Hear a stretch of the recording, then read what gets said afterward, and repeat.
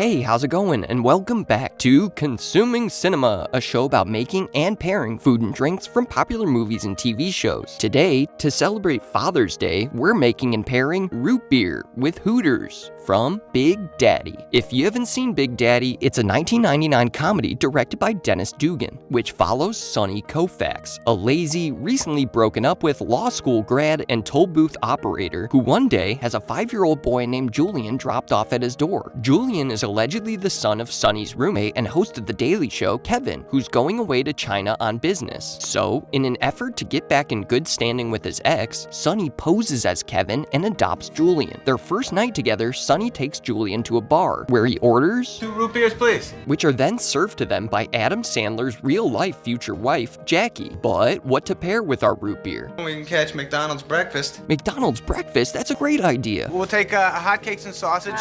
Sorry, sir, we stopped serving breakfast. What are you talking about? We're 4 seconds late. 30 minutes and 4 seconds late. We stopped serving breakfast at 10:30. Oh, horse shit!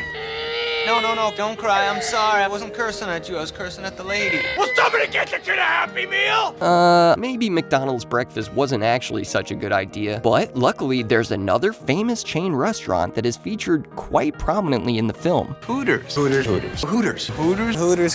Hooters. Hooters. Hooters. Hooters. And if there's one thing Hooters is known for, it's their wings. Some chicken wings? To start our wings, we'll need chicken wings, of course. This is roughly 2 pounds of whole chicken wings. First, we will break down these whole wings. The chicken wing comes in 2 parts, the drum and the flat, as well as this end piece here that you can freeze and save to make stock later. So we will separate the drums and the flats with a boning knife and also remove those tips. Then we will lay down our broken wings onto a paper towel lined tray. After our wings are all separated, next we will coat these wings in a generous portion of kosher salt. This not only will make them delicious, but it will also dry brine the wings to ensure that they are extra crispy when we fry them. It will additionally extract any excess water from them to ensure a safe frying experience. Then, after we have salted both sides, we will put these wings in the fridge for at least 2 hours. Now, what separates a Hooters wing from a classic buffalo wing is its breading. We will also make a few wings in the traditional style of buffalo wings, which Hooters refers to as naked. Our breading starts with 1 cup of flour, to which we'll add a teaspoon of salt, half a teaspoon of cayenne pepper, as well as a half a teaspoon of paprika, a 1/4 teaspoon of garlic powder, and finally a half a teaspoon of freshly cracked pepper. Then we will mix this all together and check our wings, which have been brining for a few hours now. And as you can see, they have already extracted a significant amount of that water content, and their color has changed slightly with the skin contracting. Now we will pat these wings dry with another paper towel, which will remove any excess water and salt, and then we will separate these wings from the ones we're going to keep naked and the ones we'll have breaded, which I will make the majority of in trying to stay traditional to Hooters wings. Then one by one, we'll dredge our wings in the breading, making sure both sides are evenly coated, and then place them back in the fridge to chill a bit more, reserving that breading mixture for later for a second coat before we fry them. Next, it's time to make our buffalo sauce, named after the home of the buffalo wing, Buffalo, New York. Buffalo.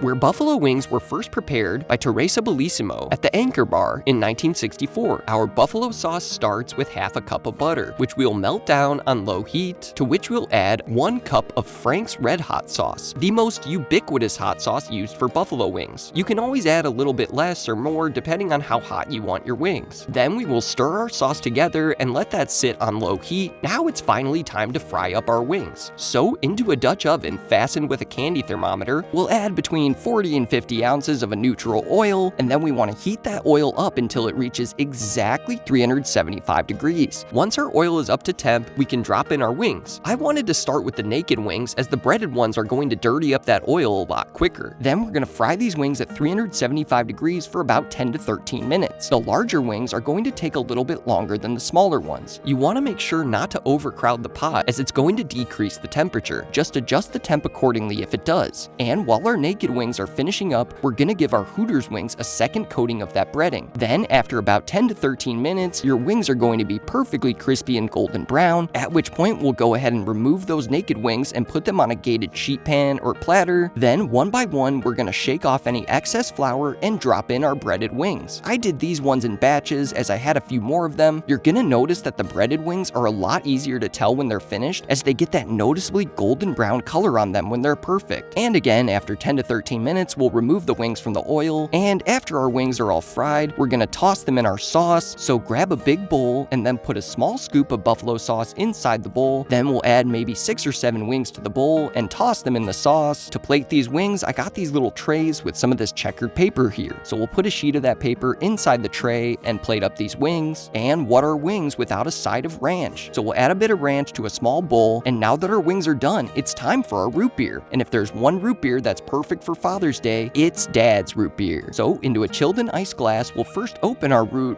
Oh, okay. Oops. All right, let me just remove that. And we'll pour in our Dad's root beer. And at long last, our root beer with Hooters is finally done. Now there's nothing left to do but to taste it. So we'll start with one of our Hooters wings. And wow, I gotta say, that is pretty phenomenal. The breading not only adds extra flavor, but also additional crunch that you don't get from a traditional style buffalo wing. Now we'll give one of our naked wings a try, and be sure to dip it in some of that ranch as well. And not to toot my own horn, but that is a perfect buffalo wing. And with the naked wing, you can really tell what dry brining them brings to the table, both in terms of crispiness and flavor. And I have to say, while I'm typically a bit of a wing purist, I was really surprised by how much I enjoyed these breaded wings. Like I said, the added flavor from the breading combined with the additional crunch takes an already perfect wing to an entirely new level. But how do these Hooters wings pair with root beer? Well, honestly, this is simply a classic all-American pairing right here. The sweetness of the root beer pairs beautifully with the spice and salinity of the wings. It's crisp and refreshing with notes of vanilla that really complement the buttery heat of the wings. Now, before I give this pairing its well-deserved thumbs up, there's actually someone else I feel like needs to try these wings. You see, it's been nearly a year and a half since I last made an episode on this channel. In that time, a lot in my life has changed. My lovely fiance Bailey became my lovely wife Bailey, and we also welcomed a new member to our family, our son Jack. So in honor of Father's Day, I thought it would be fitting if Jack tries these wings with me. But first, I need to make a more mild sauce for Jack's 16-month palate. To make Jack's sauce, I simply reserved a bit of our hot wing sauce and then melted in another 1/4 cup of butter. Then I tossed a few wings in that mild sauce, and after plating them, cut off a few bite-sized pieces for Jack.